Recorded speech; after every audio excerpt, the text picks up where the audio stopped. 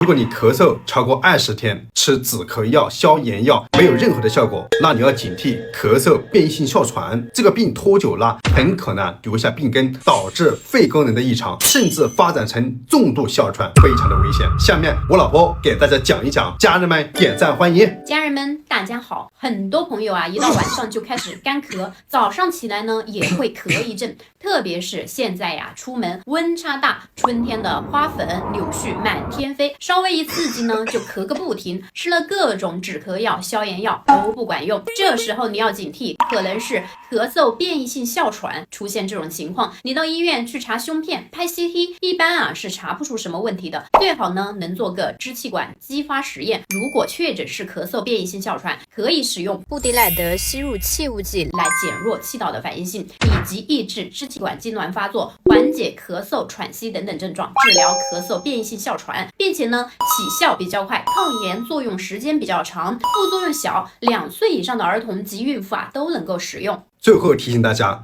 咳嗽变异性哮喘一定要及时治疗，如果延误还可能出现呼吸衰竭等严重的并发症。您记住了吗？点赞，家人们。